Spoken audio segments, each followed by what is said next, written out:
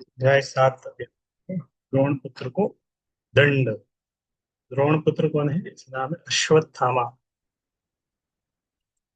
अश्वत्थामा को दंड, तो ऐसा कुछ किया था अश्वत्थामा ने जिसके कारण उसको कुछ दंड दिया जाएगा। शौनक उवाच निर्गते। शौनक आदि ऋषि ने पहले प्रश्न पूछा था, तो फिर से शौनक आदि ऋषि बोलते, किसको बोल रहे हैं? ये सुत गोस्वामी बोल। निर्गते नारदे सुत भगवान बादरायण सुत वांस्तद ही प्रेतम ततः किम करोद विभुः। ऋषि शौनक बोला, हे सुत, जब महान तथा दिव्य रूप से शक्तिमान व्यास देव ने श्री नारद मुनि से सब कुछ सुन लिया, फिर नारद के चले जाने पर व्यास देव ने क्या किया? शौनक ऋषि ने पूछा था। कल जो हमने पिछले 3 अध्याय जो चल रहे थे, अभी 7वां अध्याय शुरू हुआ है। तो पिछले 3 अध्याय जो चल रहे थे, 3 अध्याय में, शुरू के 3 अध्याय में 6 प्रश्न पूछे थे, 6 प्रश्नों का उत्तर हुआ था। दूसरे बार में 3 अध्याय में नारद और व्यास के बीच में चर्चा चल रहा था। नारद मुनि और व्यास देव के बीच में चर्चा चल रहा था। उनके बीच में चर्चा हुआ था किस तरह अ,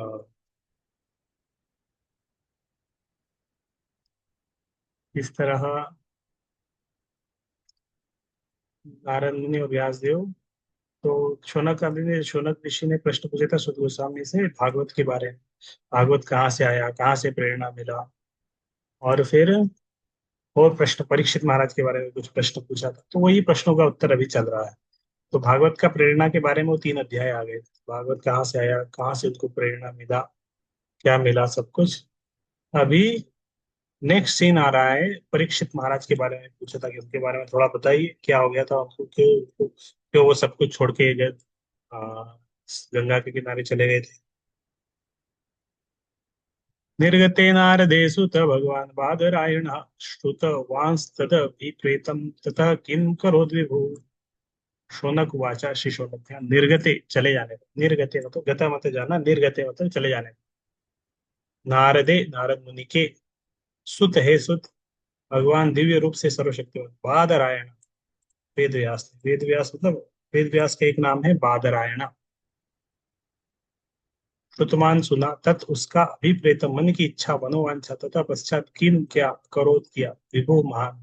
तो उन्होंने पूछा कि जब सुत गोस्वामी उससे पूछ रहे हैं कि हे सुत, जब व्यासदेव ने उनको इंस्ट्रक्शन दिया था, व्यासदेव जब चले गए तो उसके बाद नारद मुनि ने इंस्ट्रक्शन दिया, नारद मुनि चले गए, उसके बाद व्यासदेव ने क्या किया, इंस्ट्रक्शन को फॉलो किया कि नहीं, कि निकल गए अपने में। ठीक है।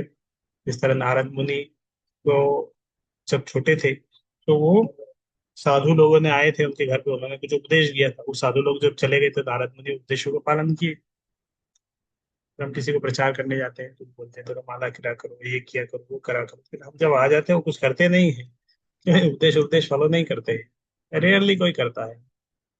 तो नारद मुनि पूछ रहे हैं कि व्यासदेव ने किया कि नहीं, नारद व्यासदेव ने क्या किया उसके बाद। इसमें भागवत का संकेत मिलता है। तो पहले 7 श्लोक जो हम पढ़ेंगे, व्यासदेव का मेडिटेशन है उसके ऊपर, समाधि। व्यासदेव थोड़ा ध्यान लगाएंगे, प्लान करें कैसे करना है, क्या करना है।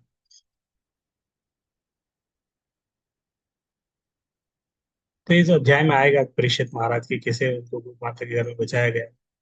और द्रोणाचार्य के पुत्र द्रोणी, उसका नाम था अश्वत्थामा, उसने 5 पुत्रों को मार दिया, मार डाला था द्रौपदी के। रात को बच्चे थे, सोते हुए को मार दिया। फिर अर्जुन ने उसको दंड दिया। तो व्यासदेव थोड़ा सा समाधि लगाते। सुतवाच ब्रह्म नद्यां सरस्वत्याश्रमा पश्चिम तटे शम्या प्रासति प्रोक्त ऋषीणाम सत्तवर्धन। ब्रह्म नद्यां, ब्रह्म नद्यां मतलब वेदों ब्राह्मणों संतों तथा भगवान से घनिष्ठ रूप से, वेदों ब्राह्मणों संतों तथा भगवान से घनिष्ठ रूप से संबंधित नदी के तट पर।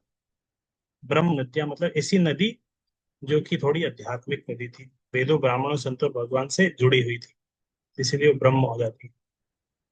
भोग जब लगाते हैं ब्रह्ममय हो जाता है, प्रसाद हो जाता है। सरस्वत्याम, सरस्वती नदी के किनारे वो थे। आश्रम बद्रिकाश्रम उनका आश्रम था, पश्चिमी तट पर। शम्याप्रास, सम्याप्रास नामक स्थान पर। इस प्रकार कहलाने वाले ऋषि तो वेदों से घनिष्ठ रूप से संबंधित सरस्वती नदी के पश्चिम तट पर शम्यापास नामक स्थान पर एक आश्रम है, तो ऋषियों के दिव्य कार्यकलापों को संबंधित करने वाला। अभी भी वो आश्रम है, आपको भी जाएंगे बद्रीनाथ तरफ तो मिलेगा व्यासदेव का आश्रम। व्यासदेव इस तरह रहते थे शम्याप्रास, सरस्वती नदी के किनारे। ज्ञान के आध्यात्मिक विकास के लिए उपयुक्त स्थान तथा वातावरण को नितांत आवश्यकता होती है। सरस्वती नदी के पश्चिमी तट का स्थान इस कार्य के लिए विशेष उपयुक्त है। और वहीं पर शम्याप्रास में व्यासदेव का आश्रम। चल, व्यासदेव गृहस्थ थे, तो भी उनका निवास स्थान आश्रम कहलाता। आश्रम वह स्थान है जहाँ आध्यात्मिक कार्यकलाप सर्वोपरि होता है, तो फिर चाहे वह स्थान किसी गृहस्थ का हो या तपस्वी का। संपूर्ण वर्णाश्रम पद्धति इस प्रकार नियोजित है कि जीवन को प्रत्येक अवस्था आश्रम कहलाती है। इसका अर्थ यह हुआ कि इन सभी में आध्यात्मिक संस्कृति एक सामान्य लक्षण है। ब्रह्मचारी, गृहस्थ, वानप्रस्थ, संन्यास सारे एक ही जीवन लक्ष्य अर्थात परमेश्वर के साक्षात्कार से संबंधित है।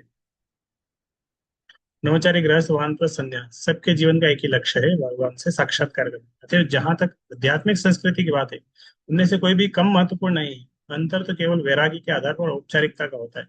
सन्यासी अपने व्यवहारिक वैराग्य के बल पर ही सम्मान की दृष्टि से देखे जाते हैं। तस्मिन् स्वशास्त्रमे व्यासो बदरीषण्डमण्डिते आसीनोपत उपस्पृश्य प्रणिदत्यो मनः स्वयं। उस स्थान पर बेरी के वृक्षों से घिरे हुए अपने आश्रम में श्री व्यासदेव शुद्धि के लिए जल का स्पर्श करने के बाद ध्यान लगाने के लिए बैठ गए। तो जहाँ व्यासदेव थे उसके आसपास में कौन से वृक्ष थे? बेरी के वृक्ष थे। बेरी मतलब बोर के वृक्ष थे। बद्री का आश्रम, बद्री मतलब बेर। श्री व्यासदेव शुद्धि के लिए जल का स्पर्श करने के बाद ध्यान लगाने के लिए बैठे। किसी कार्य को करने से पहले आचमन करते हैं, शुद्धि करते हैं। जब कर रहे हैं आप, थोड़ा आचमन करके जब करेंगे तो अच्छा है। गायत्री कर रहे हैं, इस तरह कुछ करते हैं तो शुद्धि करना चाहिए, गाय आचमन करना चाहिए। भक्ति योगेन मनसि सम्यक प्रणहितामले अपश्यत पुरुषम पूर्णम माया जगत। तो इस तरह आचमन करने के बाद अभी व्यासदेव ध्यान लगा रहे हैं, क्या करूं, कैसे करूं।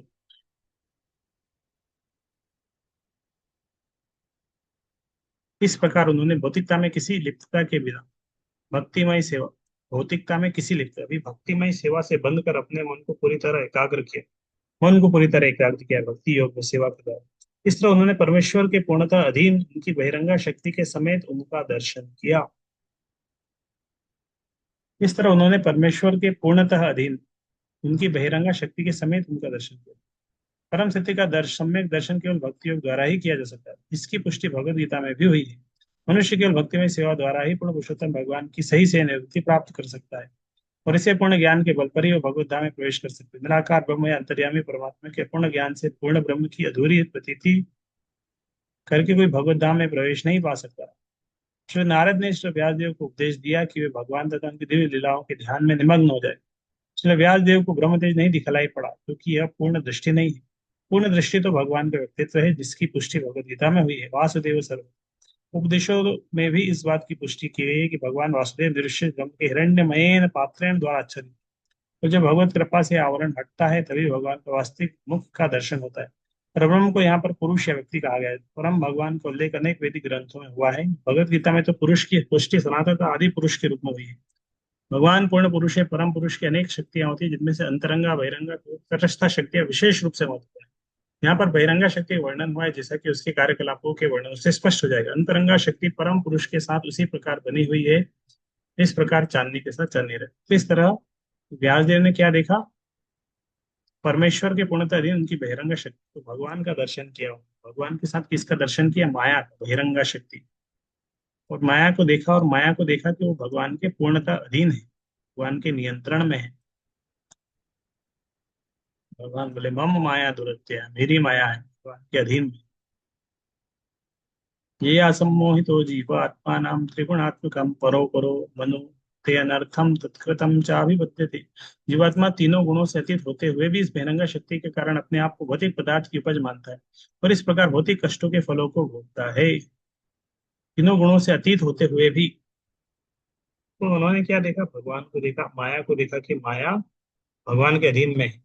बहिरंगा शक्ति माया भगवान के अधीन में है, और अपने आप को भौतिक पदार्थ की उपज मानता है। और जीव को भी देखा। और क्या उन्होंने देखा? जीवात्मा को देखा। तो देखा कि जीवात्मा तीन गुणों के अधीन में, माया भगवान है, भगवान के अधीन में माया है, माया के अधीन में जीव है। तो तीन गुणों बद्ध जीव के बारे में वर्णन है। बहिरंगा शक्ति के कारण अपने आप को भौतिक पदार्थ की उपज मानता है, इस प्रकार भौतिक कष्टों के फलों को भोगता है। भगवान को देखा, भगवान के अधीन में माया है, माया के अधीन में बद्ध जीव है, तो इस तरह भौतिक कष्टों को भोग रहा है।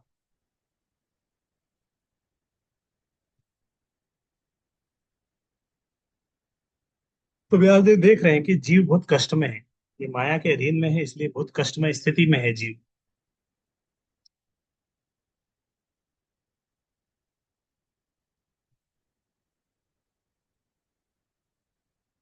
नर्थोपशमं साक्षात् भक्ति योगम अधोक्षजे लोकस्याजन तो विद्वान चक्रे सात्वत संहिता। तो और व्यासदेव ने क्या देखा, जीव के दो, उसने देखा कि जीव भौतिक बद्ध जीव है, जो भौतिक, जो माया के अधीन में हो, भौतिक कष्ट है। जीव के भौतिक कष्ट जिन्हें वह अनर्थ समझता है, भक्ति योग के द्वारा प्रत्यक्ष रूप से कम किए जा सकते हैं। और व्यासदेव ने देखा कि ये जीव जो बहुत बद्ध जीव है, जो जितना कष्ट पा रहा है, इसके कष्ट दूर हो सकते हैं। किसके द्वारा? भक्ति योग के द्वारा। किंतु अधिकांश जन इसे नहीं जानते, इसलिए विद्वान व्यासदेव ने इस वैदिक साहित्य का संकलन किया, जिसका संबंध परम सत्य है इससे। तो व्यासदेव अभी लिखेंगे कुछ, उनको इंस्ट्रक्शन मिला, तो वो भगवान का ध्यान लगा रहे समाधि में। उन्होंने भगवान को देखा, माया को देखा जो भगवान के अधीन में है, भगवान के फ्रंट में नहीं है, पीछे में है, माया है भगवान के अधीन में। और माया के अंडर में है जीव, बहुत कष्ट मिल रहा है, आध्यात्मिक अधिभौतिक अधिदैविक, तीन प्रकार के कष्ट जीव को मिल रहे हैं। तीन प्रकार के कष्ट जीव अभी उसको मिल रहे हैं। तो व्यासदेव देख रहे हैं कि ये जीव को जो कष्ट मिल रहा है, जो माया के अधीन में जो जीव है जिसको कष्ट मिल रहा है, उसके कष्ट कैसे दूर हो जाएंगे, अगर वो भक्ति योग करेगा, भगवान से भक्ति योग करेगा, तो बच जाएगा। तो इसीलिए व्यासदेव चिंतन कर रहे हैं कैसे वो जीव के कष्टों को उभारा जाए, भक्ति योग कैसे उसको सिखाया जाए, कैसे उसको बताया जाए। इसलिए वो एक ऐसा वैदिक साहित्य संकलन कर रहा है जिससे जीव सीधे भक्ति योग ग्रहण करेगा, माया के चंगुल से छूट जाएगा, माया के कष्टों से छूट जाएगा, भगवान की तरफ आकर्षित होगा। तो उसका संबंध सीधे भगवान से। इसलिए व्यासदेव के परम पूर्ण भगवान को देखा, स्कंद से जो है कि भगवान की पूर्ण इकाई में उनके अंश प्रत्यंश भी सम्मिलित रहते, अतः उन्होंने उनकी विभिन्न शक्ति अर्थात अंतरंगा शक्ति बहिरंगा शक्तियों को देखा। तो जो माया है वो भगवान की बहिरंगा शक्ति है। उन्होंने उनके पूर्ण अंश तथा उनके भी अंशों तथा उनके विभिन्न अवतारों को भी देखा। उन्होंने विशेष रूप से बहिरंगा शक्ति से मोहग्रस्त जीवों, बद्ध जीव को अवांछित कष्टों को देखा। तो व्यासदेव देख रहे हैं, सब कुछ देख रहे हैं, भगवान अंश अवतरण शक्ति अलग अलग अवतार, बद्ध जीव को देख रहे हैं, कष्टों को देख रहे हैं। और उन्होंने उसको उपचार भी पता चला कि कैसे ये हो सकता है कि भक्ति योग, अगर ये बद्ध जीव भक्ति करेगा तो ये कष्टों से मुक्त हो जाएगा। एक महान दिव्य विज्ञान है। तो भक्ति योग फिर एक विज्ञान है, दिस इज अ साइंस, भक्ति योग एक साइंस है। भगवान के नाम यश कीर्ति आदि के श्रवण कीर्तन से प्रारंभ होता है, भगवान के नाम यश कीर्ति आदि के श्रवण और कीर्तन से प्रारंभ होता है।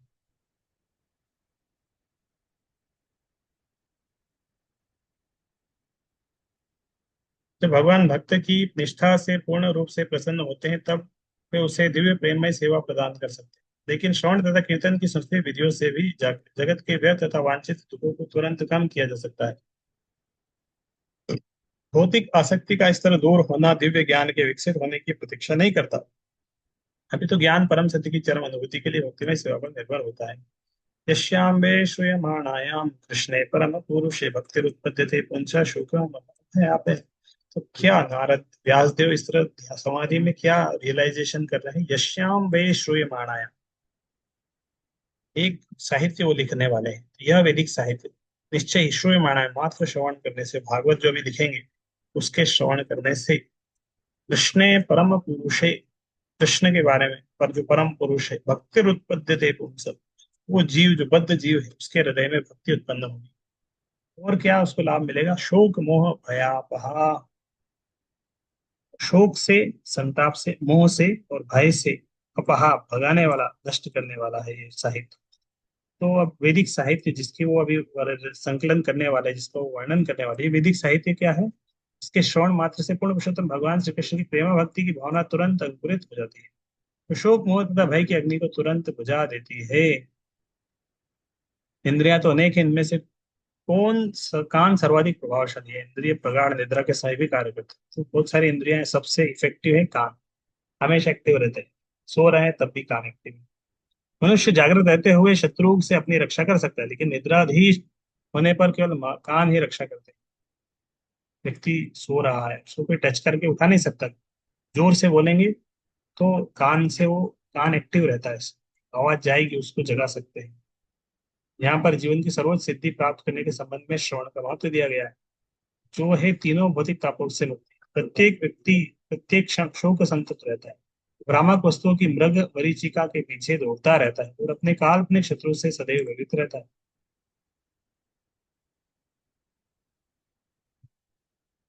केवल श्रीमद् भागवत का संदेश सुनने से ही भगवान श्री कृष्ण के प्रति अनुरक्ति उत्पन्न हो जाती है, और ऐसा होते ही भवरोग के लक्षण दूर होते हैं। श्री व्यास देव ने परम पूर्ण भगवान को देखा था, और इस कथन से भगवान श्री कृष्ण के परम पूर्ण व्यक्तित्व की स्पष्ट पुष्टि होती है। भक्तिमय सेवा का अंतिम फल भगवान के प्रति सच्चा प्रेम उत्पन्न करना है। तो जीव भक्ति करेगा, भक्ति का फल क्या है? भक्ति का फल है भगवान के प्रति सच्चा प्रेम उत्पन्न करना। प्रेम शब्द ऐसा जो प्राय स्त्री पुरुष के संबंध को व्यक्त करने के लिए प्रयुक्त किए जाते हैं, किंतु प्रेम ही एकमात्र ऐसा शब्द है जिसे भगवान कृष्णा जीव के बीच में संबंध को समुचित ढंग से व्यक्त करने के लिए प्रयुक्त किया है। तो जो प्रेम शब्द है, भौतिक जगत में उसका दुरुपयोग करते हैं, लेकिन वास्तव में प्रेम शब्द जीवात्मा और परमात्मा के बीच समुचित ढंग से वो सबसे सही उसके लिए।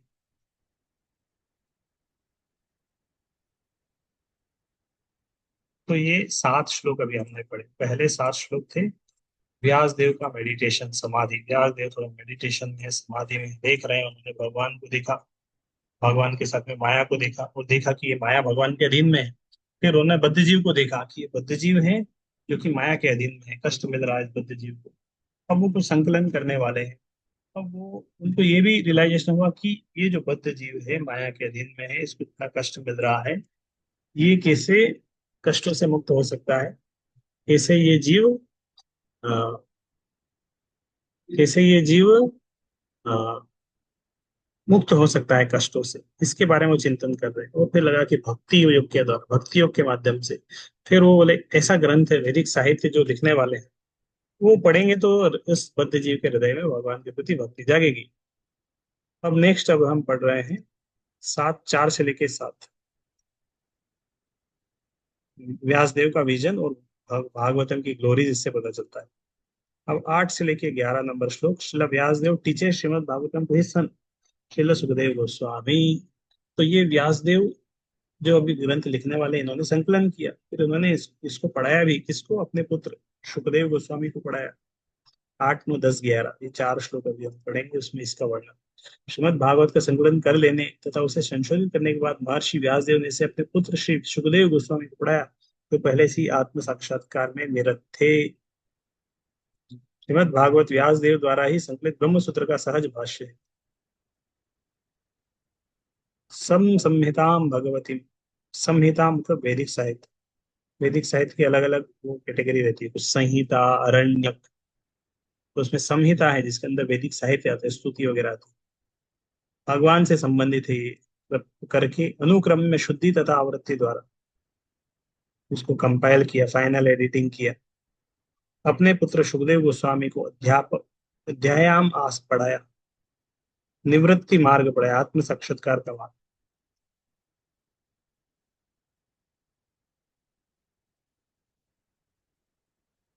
निरतम संलग्न मुनि। तो श्रीमद भागवत व्यास देव राय संकलित ब्रह्म सूत्र का सहज भाष्य है। तो श्रीमद भागवत क्या है? व्यास देव ने ब्रह्म सूत्र लिखे, पूरा सब कुछ लिखने के बाद ब्रह्म सूत्र व्यास देव ने लिखे हैं। ये ब्रह्म सूत्र या वेदांत सूत्र उन लोगों के निमित्त है जो पहले से आत्म साक्षात्कार में निरत है। श्रीमद भागवत इस तरह रचा गया कि इसकी कथाएं सुनते ही मनुष्य आत्म साक्षात्कार के मार्ग में तुरंत प्रवृत्त हो जाता है। यद्यपि यह मूल रूप से परमहंसों तथा अर्थात आत्म साक्षात्कार में पूर्ण रूपेण संलग्न व्यक्तियों के लिए, लेकिन यह संसारी व्यक्तियों के हृदयों में गहराई तक प्रविष्ट होकर प्रभाव डालता है। सारे संसारी व्यक्ति इंद्रिय तृप्ति में लगे हुए हैं, लेकिन ऐसे लोग भी इसे वैदिक साहित्य में अपने भाव रोगों के निवारक उपचार पाते हैं। सुखदेव गोस्वामी अपने जन्म काल से ही युक्त जीव थे और उनके पिता ने उन्हें श्रीमद् भागवत पढ़ाया। संसारी विद्वानों में श्रीमद् भागवत के संकलन के काल का लेकर मतभेद है। तथापि श्रीमद् भागवत के मूल पाठ से यह निश्चित है कि इसका संकलन राजा परीक्षित के तिरोधान के पूर्व और भगवान कृष्ण के प्रयाण के पश्चात हुआ था।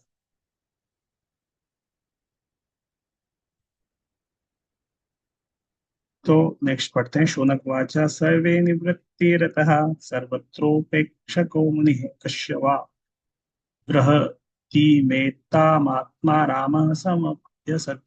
श्री शौनक ने सुख गोस्वामी से पूछा, सुखदेव गोस्वामी, निवृत्ति मतलब आत्म साक्षात्कार के पथ पर निवृत्ति, आत्मा राम अपने आप में समअभ्यात। यह श्री सुखदेव, शौनक ने पूछा, सुखदेव गोस्वामी तो पहले से ही निवृत्ति, तो इन्होंने बताया था। शौनक, सुखदेव गोस्वामी ने बताया था। सुत गोस्वामी ने बताया था कि व्यासदेव ने ये जो भागवत किसको पढ़ाया, अपने पुत्र को पढ़ाया, सुखदेव गोस्वामी। तो शौनक ऋषि जानते थे सुखदेव गोस्वामी को। देखो सुखदेव गोस्वामी वो तो जन्म से ही आत्म साक्षात्कार ये निवृत्ति मार्ग में चल रहे थे। तो उनको जरूरत क्या थी, वो तो अपने आप में प्रसन्न थे। तो फिर उन्होंने ऐसे बृहद साहित्य का अध्ययन करने का कष्ट क्यों उठाया। मान लो आप में से किसी को, मान लो कोई व्यक्ति, उसको सारे श्लोक याद है भगवद गीता के। अब हम एक क्लास ऑर्गेनाइज कर रहे हैं जिसमें गीता के श्लोक चारण करना सिखा रहे हैं। तो जिसको ऑलरेडी सारे श्लोक याद है, उसको बोलेंगे तो उसका कोई रुचि इंटरेस्ट नहीं रहेगा। तो बोलेंगे तो याद है सारे श्लोक, 700 श्लोक आगे पीछे ऊपर नीचे जहाँ पूछो मैं बता दूंगा, जरूरत क्या है मुझे श्लोक कुछ ये क्लास अटेंड करने की।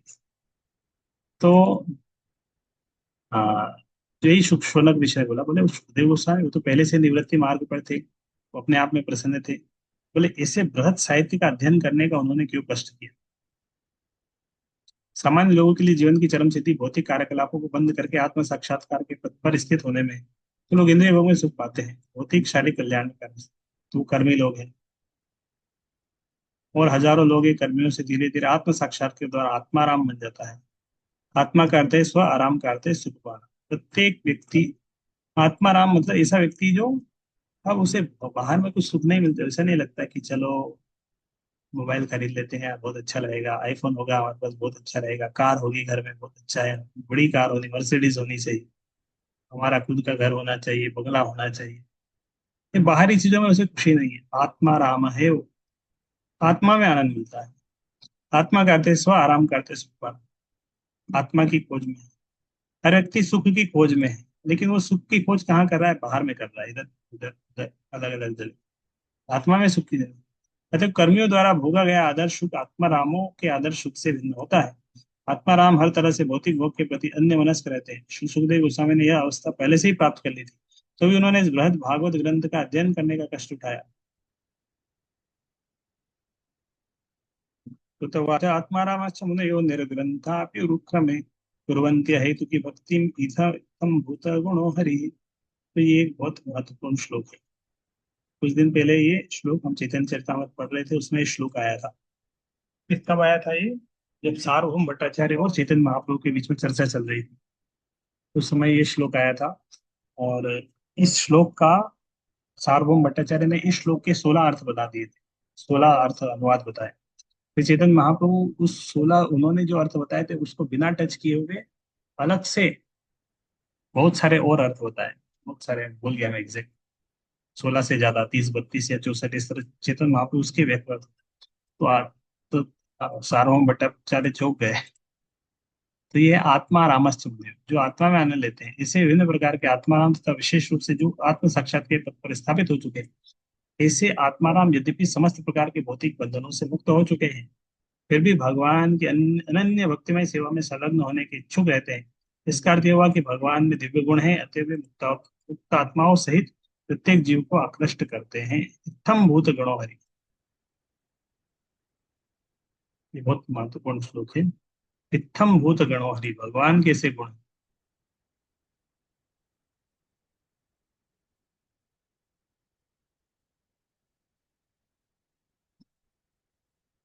आत्माराम यद्यपि समस्त प्रकार के भौतिक बंधनों से मुक्त हो चुके, एक व्यक्ति बहुत समस्त भौतिक बंधन से मुक्त है, जो सुखदेव गोस्वामी, उनकी स्थिति है आत्माराम, आत्मा में आनंद ले रहे हैं।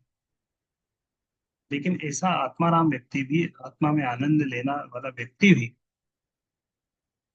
वो भी भगवान के दिव्य गुण मुक्तात्मा से प्रयुक्त करता। भगवान के गुण ऐसे हैं ना कि उसके बारे में वो सुनेगा तो वो भी आकर्षित हो जाएगा।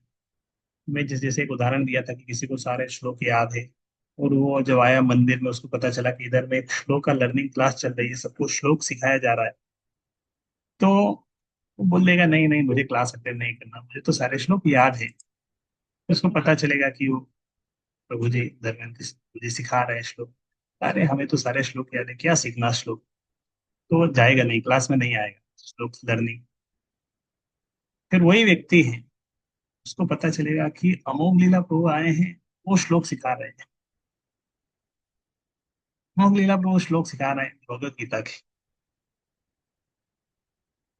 तो अब उसको सारे श्लोक याद है, लेकिन फिर भी वो क्लास में आएगा।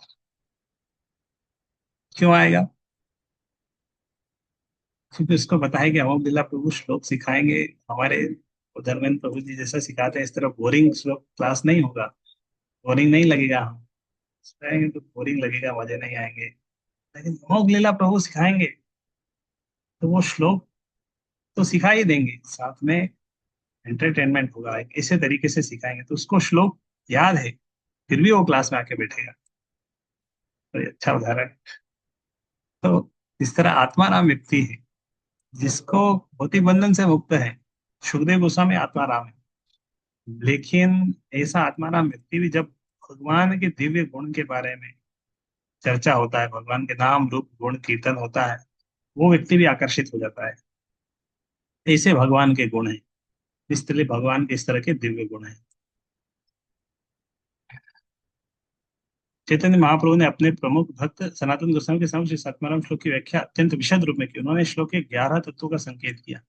तो चैतन्य महाप्रभु ने सनातन गोस्वामी को भी इस श्लोक की व्याख्या करी है, जिसमें इसमें 11 श्लोक है। आत्माराम मुनिया निर्ग्रंथ अपी च उरुक्रम कुर्वन्ति अहेतु की भक्ति तम भूतगण हरि। विश्व प्रकाश संस्कृत कोश के अनुसार आत्माराम शब्द के 7 पर्याय हैं, जो इस प्रकार है। ब्रह्म, आत्माराम शब्द के भी 7 अर्थ है। ब्रह्म है, शरीर है, मन, प्रेत, आत्मा शब्द। मुनया शब्द का प्रयोग इन अर्थों में हुआ है: जो विचारवान है, जो गंभीर तथा शांत है, जो तपस्वी, जो हठ है, अड़ है, परिव्राजक है, ऋषि है, साधु संत। निर्ग्रंथ शब्द भाव का वाहन होता है, जो विद्या से। निर्ग्रंथ शब्द के अलग अलग अर्थ है। नि उपसर्ग का प्रत्यय प्रयोग निश्चितांत गणना निर्माण तथा निषेध के लिए होता है। ग्रंथ शब्द धन, पुस्तक, शब्द को शादी के प्रत्यय में प्रयुक्त होता है। उपक्रम शब्द का अर्थ है वह जिसके कार्यकलाप महिमा मंडित है। क्रम का अर्थ है पद या।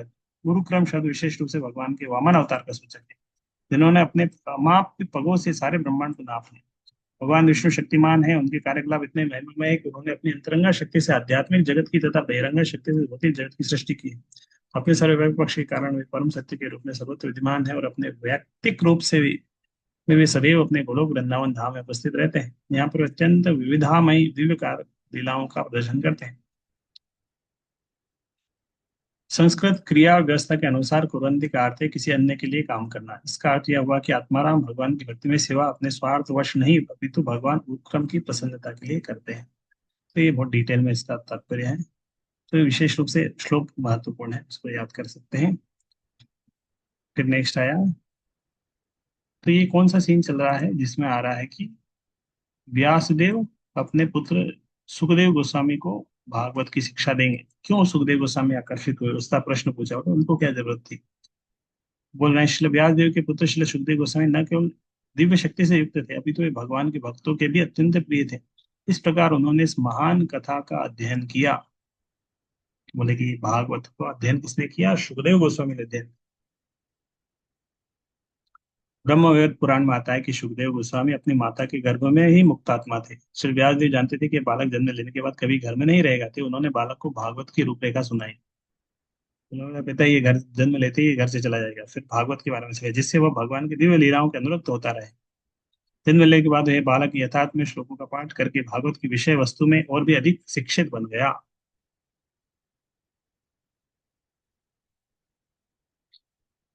सामान्य रूप से मुक्त पुरुष अद्वैतवादी दृष्टिकोण से परम ब्रह्म से एकार होने के उद्देश्य से उनके निराकार ब्रह्म के आयाम के प्रति आसक्त होते हैं। व्यासदेव विशेष भक्तों की संगति से मुक्त पुरुष भी भगवान के दिव्य गुणों के प्रति आकर्षित हो जाता है। तो भगवान के प्रति आकर्षण कहाँ से आता है? किसी की संगति, भक्त के माध्यम से, भक्तों के माध्यम से आया। परीक्षितो अथ राजर्षेर् जन्म कर्म विलापनम संस्थां च पांडुपुत्राणाम वक्षे कृष्ण कथोदयम्। परीक्षित, राजा परीक्षित का अथ इस प्रकार, राजर्षि राजा को, राजो राजाओं में ऋषि था, जन्म कर्म विलापनम उद्धार मोक्ष संस्था संसार का परित्याग च तथा पांडुपुत्राणाम पांडु के पुत्रों का वक्ष्य में कहूंगा कृष्ण कथा उदयम, जो भगवान श्री कृष्ण का कथा को जन्म देने वाला है। तो गोस्वामी ने शौनक आदि ऋषियों को संबोधित किया। अब मैं भगवान श्री कृष्ण की दिव्य तथा राजर्षि परीक्षित महाराज के जन्म कार्यकलाप तथा मोक्ष विषयक वार्ताएं एवं पांडुपुत्र द्वारा गृहस्थ आश्रम के त्याग की कथाएं कहने जा रहा हूँ। तो सुद गोस्वामी बोले कि अब मैं आपको बताऊंगा भागवत की कथा, भगवान की दिव्य कथा है, परीक्षित महाराज के जन्म के बारे में, कार्यकलाप के बारे में, मोक्ष विषयक वार्ता है। क्योंकि ये प्रश्न पूछा था उन्होंने, शौनक आदि ऋषियों ने प्रश्न पूछा था, मैं बताने जा रहा हूँ उनके बारे में।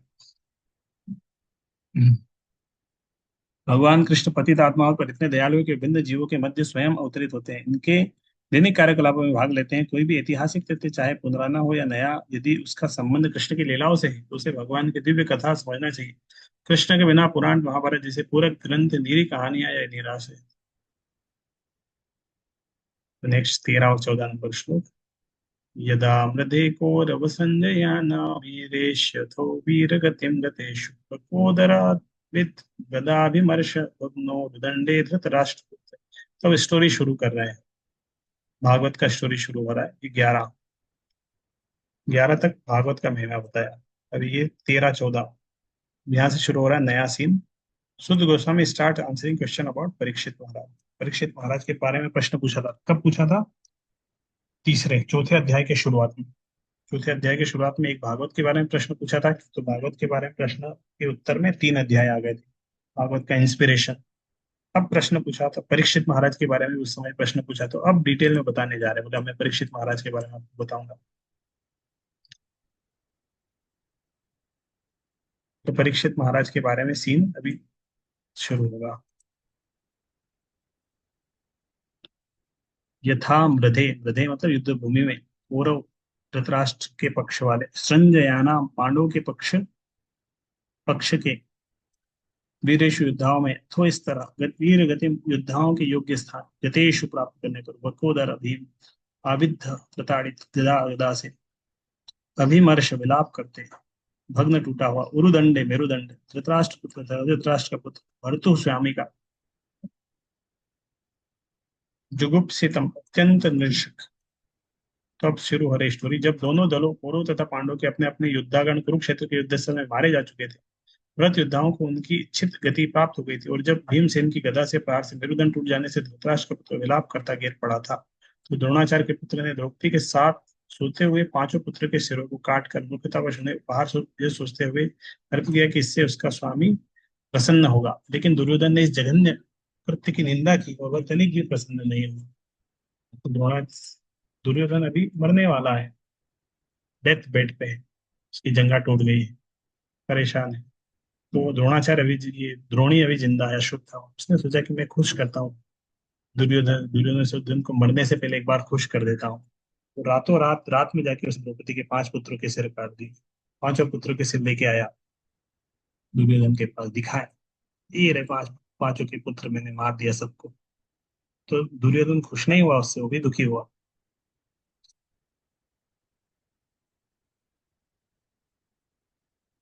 तो गीता जिस तरह कृष्ण कथा है, श्रीमद् भागवत भी कृष्ण कथा है, क्योंकि भगवान कृष्ण के विषय में है।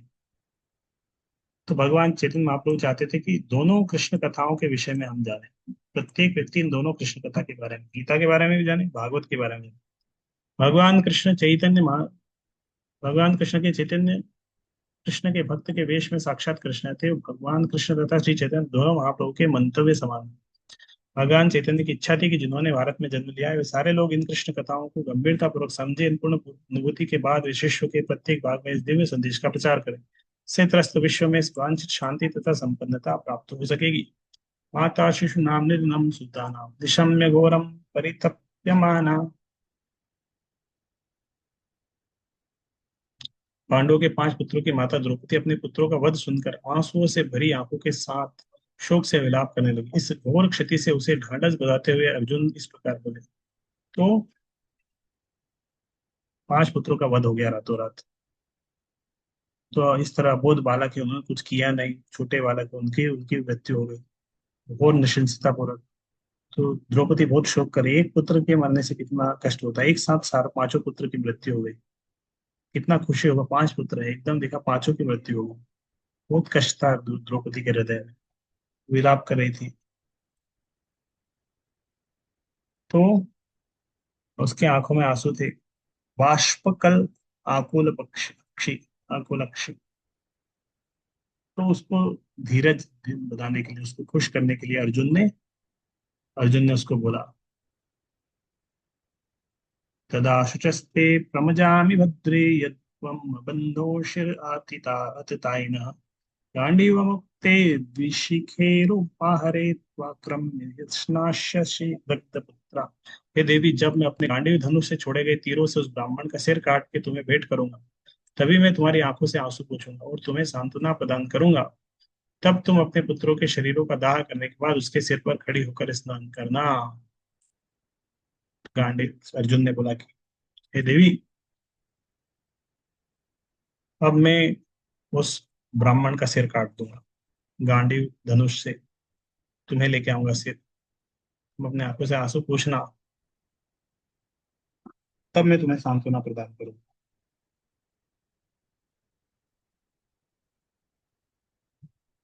कोई शत्रु जो घर में आग लगाता है, विष खिलाता है, अचानक घातक शस्त्र लगाता है, संपत्ति लूटता है, कृषि योग्य खेतों पर अनुचित अधिकार जमाता है, अपने को फासता है, वो आतताई कहलाता है।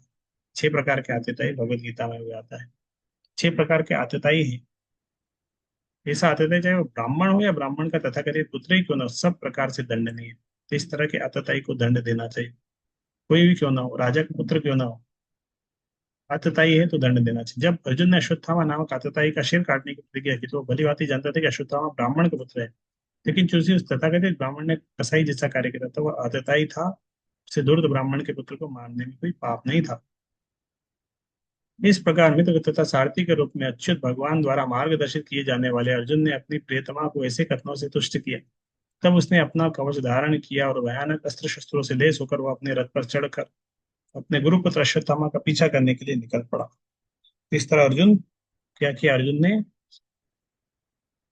अस्त्र शस्त्र ले लिए। इस तरह पहले द्रौपदी को ढांढस बंधाया, सांत्वना दी। सांत्वना देने के बाद किसके साथ में गया, अच्युत मित्र सुता, अच्युत भगवान के साथ। ये भगवान हमेशा अ, अर्जुन का मार्गदर्शन करते थे। तो कृष्ण अर्जुन चले, अन्वा द्रवत मतलब उसका पीछा कर रहे थे अभी, द्रोणाचार्य का, द्रोणाचार्य के पुत्र का। और अर्जुन ने क्या क्या रखा था साथ में, कवच, उग्र धनुआ, भयानक अस्त्र, कपिध्वज अर्जुन गुरु पुत्र को रथ के ऊपर आरूढ़ होकर उसको ढूंढने के लिए निकले, पीछा कर रहे हैं, उसको छोड़ेंगे नहीं। राजकुमारों का हत्यारा अश्वत्थामा अर्जुन को दूर से ही अपने ओर तेजी से आते हुए देखकर अपने रथ पर सवार होकर डर के मारे अपनी जान बचाने के लिए उसी तरह भाग निकला। इस प्रकार शिव जी के भाई से ब्रह्मा जी भागे थे। इस तरह अपापंतम, क्रोध के मारे, आपत आपतंतम, राजकुमारों को जो हत्या रहा है, तो कोई व्यक्ति गलती करता है तो डरता भी है। चोर चोरी किया है, उसको डर भी लग रहा है, अरे पुलिस ना आ जाए, पुलिस ना आ जाए। तो उसके घर के आसपास से पुलिस की गाड़ी भी निकलती है ना, तो उसको डर लगता है। ऐसा नहीं हो कि मेरे घर में पुलिस आ रही।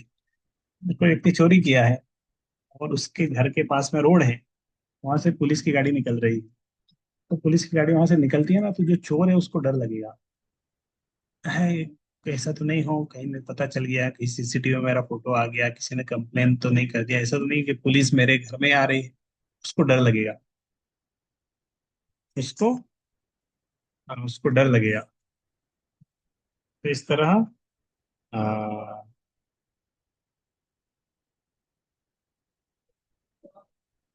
उसको डर लगेगा।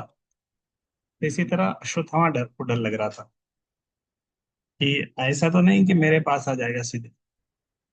तो वो भाग रहा था, अब उसके पास कोई विकल्प नहीं था, कहाँ जाएगा भाग के। उसके घोड़े भी थक गए।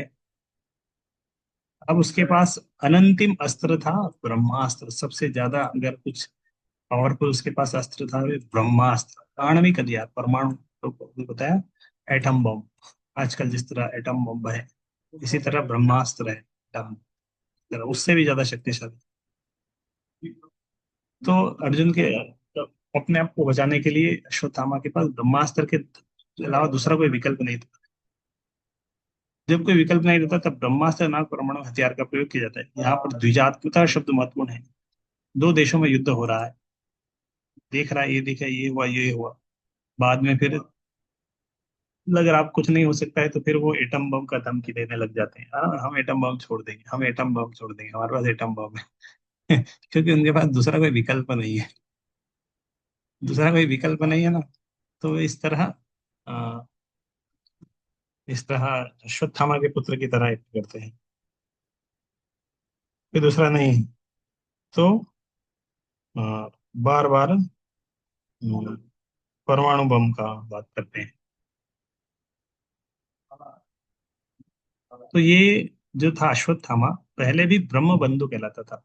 अश्वत्थामा ब्राह्मण का पुत्र है, लेकिन इसके ब्राह्मण के गुण नहीं थे इसके अंदर। ये काम तो यहाँ क्षत्रिय का कर रहा है, युद्ध कर रहा है। बुद्धिमान बुद्धि भी नहीं थी ब्राह्मण की तरह, इसीलिए उसको बोलते थे ब्रह्म बंधु। बंधु है, उस कैटेगरी में, उस श्रेणी का है, लेकिन गुण नहीं है उस तरह। ब्राह्मण का मित्र होने के अर्थ यह नहीं कि वह योग्यता में भी ब्राह्मण हो।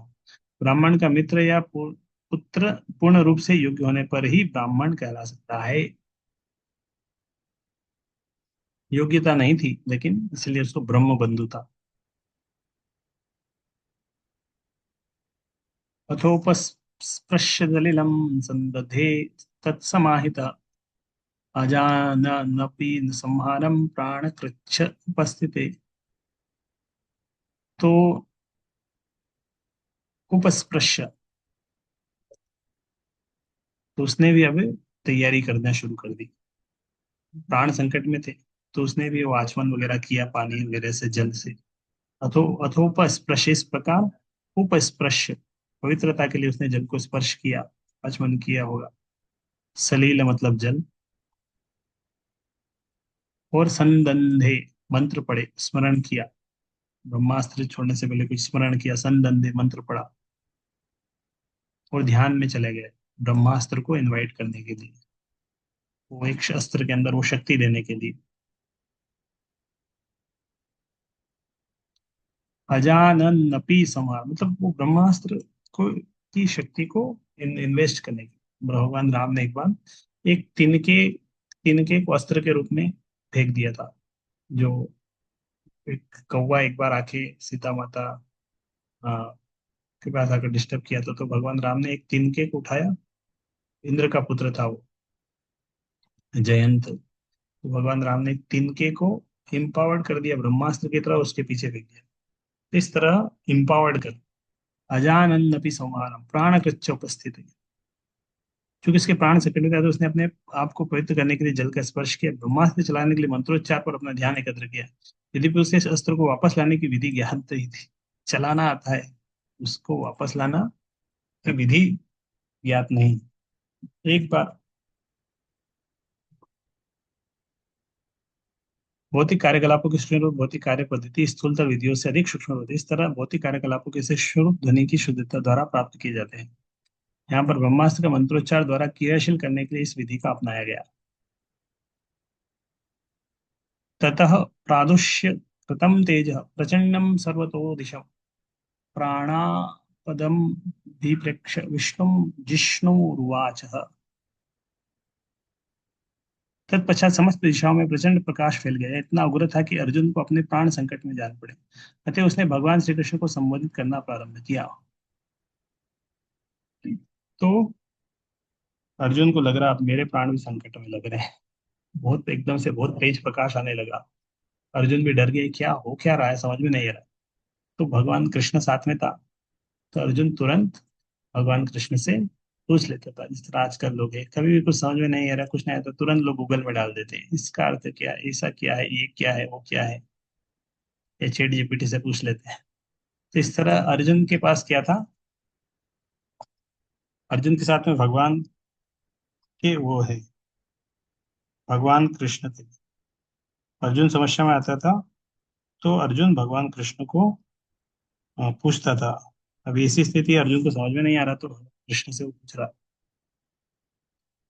अर्जुवाच कृष्ण कृष्ण महाबाहो भक्तानाम अभयंकर त्वमेको दह्यमानानां उपवर्गो असि संश्रुते।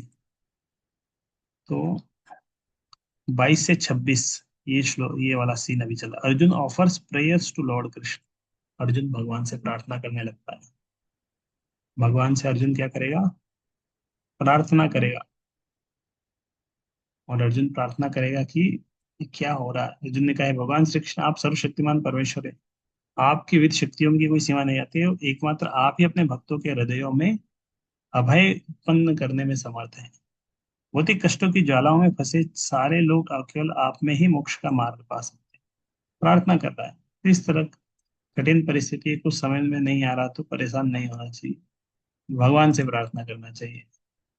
अर्जुन भी इस स्थिति में आ गया था, समझ में नहीं आ रहा है क्या करे क्या करे। तो अर्जुन ने क्या किया फिर? प्रार्थना करना शुरू किया भगवान से। प्रार्थना करना शुरू किया।